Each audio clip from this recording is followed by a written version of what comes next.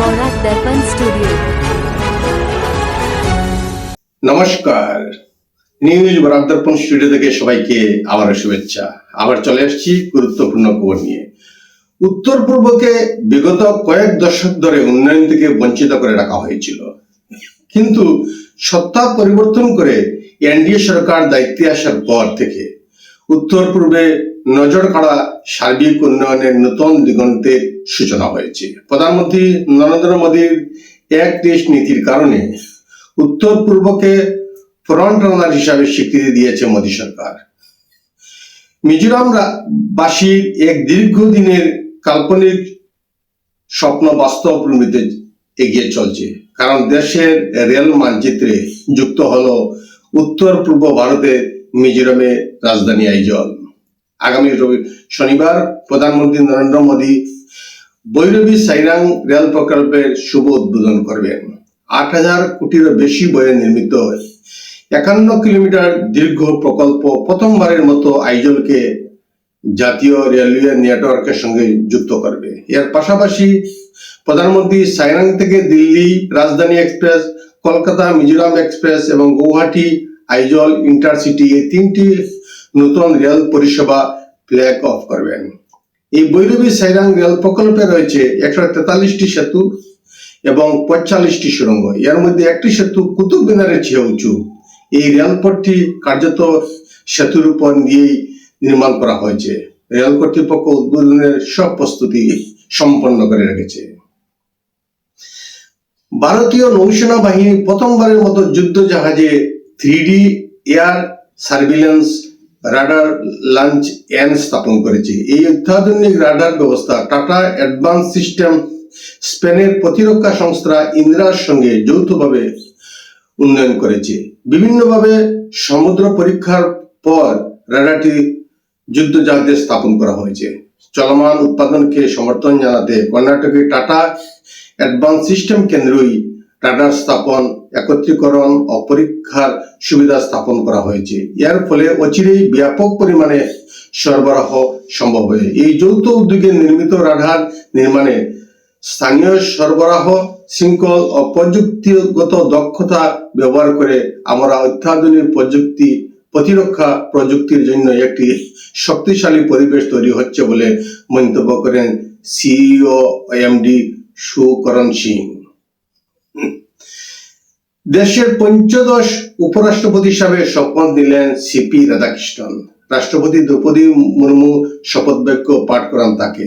এই অনুষ্ঠানে এনডিএর প্রায় সব নেতা, কেন্দ্রীয় মন্ত্রী ও প্রাক্তন উপরাষ্ট্রপতিরা উপস্থিত ছিলেন। প্রায় ৫৩ দিন ধরে লোকচক্ষুর অন্তরালে থাকা প্রাক্তন উপরাষ্ট্রপতি জগদীপ ধনকড় অনুষ্ঠানে উপস্থিত ছিলেন। দীর্ঘদিন ধরে দেশের রাজনৈতিক মহলে তীব্র আলোচনার কেন্দ্রবিন্দুতে ছিলেন ধনকড়। উল্লেখ্য, শুক্রবারের শপথ গ্রহণ অনুষ্ঠানে উপস্থিত ছিলেন স্বরাষ্ট্রমন্ত্রী অমিত শাহ, প্রতিরক্ষা মন্ত্রী এস জয়শঙ্কর, শিক্ষামন্ত্রী ধর্মেন্দ্র প্রধান, স্বাস্থ্যমন্ত্রী তথা বিজেপির সর্বভারতীয় সভাপতি জেপি নাড্ডা। আমেরিকায় ভারতীয় নাগরিকরা চরম নিরাপত্তাহীনতায় ভুগছেন। আমেরিকায় বসবাসকারী এক ভারতীয়কে নৃশংসভাবে গলা কেটে খুন করেছে এক দুর্বৃত্ত। এই ঘটনাটি ঘটেছে টেক্সাসের ডালাস শহরে। স্ত্রী ও ছেলের সামনে খুন করা হলো। পুলিশের দেওয়া তথ্য অনুযায়ী নিহত ব্যক্তির নাম চন্দ্রমৌলি নাগমেল্লা, ৫০ বছর বয়সী, চেন্নাইয়ের বাসিন্দা। ভারতীয় দূতাবাস প্রতিক্রিয়া স্বরূপ মার্কিন প্রশাসনের কাছে এই হত্যার তদন্ত দাবি করেছে। ইতিমধ্যে খুনিকে গ্রেপ্তার করেছে পুলিশ। তদন্তে উঠে এসেছে কবস মার্টিনেজ নামের এক ৩৭ বছরের বয়সী এক ব্যক্তি এক সাধারণ কথা কাটাকাটির জেরেই চন্দ্রমৌলিকে খুন করে। আগেও এই ধরনের ঘটনায় সে জেলে গিয়েছিল। পুলিশের দেওয়া বিবরণ অনুযায়ী প্রাণ বাঁচাতে চন্দ্রমৌলি দৌড়িয়ে নিজের বাড়ির আঙ্গিনায় ঢুকেও শেষ রক্ষা হলো না। কেন্দ্রীয় সড়ক ও পরিবহন মন্ত্রী নীতিন গাডকারিকে নিয়ে বিরোধীরা অভিযোগ করেছে এবং তীব্র সমালোচনা সহ বিতর্কের পর অবশেষে মুখ খুলছেন কেন্দ্রীয় মন্ত্রী। পেট্রোল পণ্যে ২০% ইথানল মিশ্রণে তিনি নাকি কিছু ব্যবসায়ী প্রতিষ্ঠান ও নিজের পরিবারের স্বার্থ রক্ষায় এই সিদ্ধান্ত নিয়েছেন। তিনি পাল্টা জবাব দিয়ে বলেন, পেট্রোলে ইথানল মেশানোর সিদ্ধান্তের সঙ্গে যুক্ত রয়েছে আমদানি কমানোর চিন্তা, বহনযোগ্য খরচ, দূষণমুক্ত পরিবেশ এবং স্থানীয় প্রতিষ্ঠানকে উৎসাহ দেওয়ার পরিকল্পনা। এই সিদ্ধান্তের ফলে দেশের কৃষকরা লাভবান হবেন। কৃষকদের কাছ থেকে সরকার ভুট্টা কিনেছে, এর ফলে কৃষকরা ৪৫,০০০ কোটি টাকা লাভ করেছেন। কেন্দ্রীয় মন্ত্রীর দাবি, এই ইথানল মিশ্রিত পেট্রোল কার্বন নিঃসরণ কমাবে এবং বায়ু ও জ্বালানির মিশ্রণের ঘনত্ব বাড়াবে বলে তিনি উল্লেখ করেন। পাশাপাশি স্থানীয় শিল্প, পরিবেশ এবং যানবাহনের মালিকরাও উপকৃত হবেন। রাজধানী দিল্লিতে ফের বোমাতঙ্ক। আজ দিল্লি হাইকোর্টে বোমা পোঁতার খবর ছড়িয়ে পড়তেই তীব্র আতঙ্কের সৃষ্টি হয়েছে।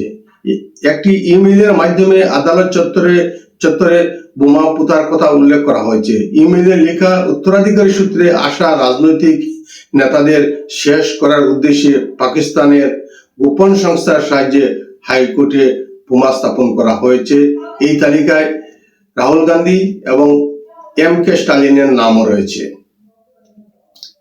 এই হুমকির পর আদালতে শুনানি বন্ধ করে দেওয়া হয় এবং হাইকোর্ট চত্বরে তল্লাশি অভিযান চালিয়ে কোনো কিছুর সন্ধান পাওয়া যায়নি।